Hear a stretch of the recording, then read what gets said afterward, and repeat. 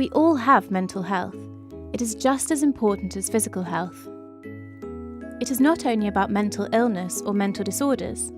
This is just one part of a bigger picture. It's best to think about mental health as being on a continuum, rather than people being either mentally ill or mentally well.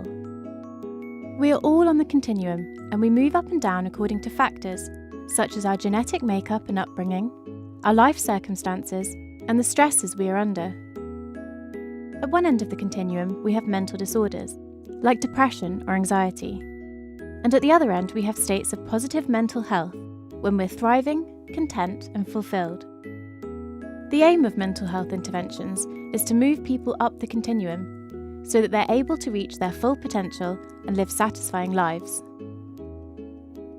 The World Health Organization describes mental health as a state of well-being in which every individual realizes his or her own potential, can cope with the normal stresses of life, can work productively and fruitfully, and is able to make a contribution to his or her community.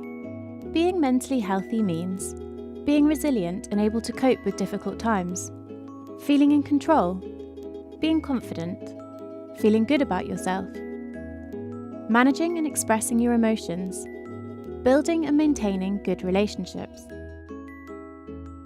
We all experience periods when we feel stressed, worried, anxious, sad, afraid, or angry. These are all normal emotions. However, when these emotions become severe enough that it interferes with a person's ability to function daily, and these feelings become persistent over time, then it can develop into a mental health problem. There are many different types of mental disorders. When left untreated, mental disorders can be chronic and long-lasting, and are associated with increased disability. They significantly have an impact on daily functioning and frequently interfere with family, social, and work responsibilities. Fortunately, there are effective treatments and evidence-based interventions available that aim to help individuals understand and cope with symptoms of mental illness. However, very few people with mental disorders access existing treatment services.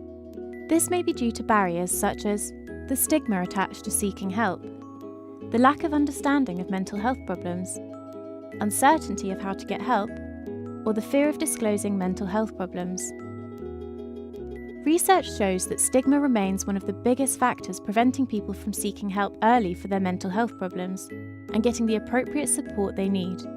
It is important to acknowledge that we all have mental health and have a personal responsibility to learn how we can improve and maintain our well-being in order to lead meaningful and satisfying lives. Want to learn how you can do this? Great news! Why not join one of our communities and keep exploring Maudsley Learning online?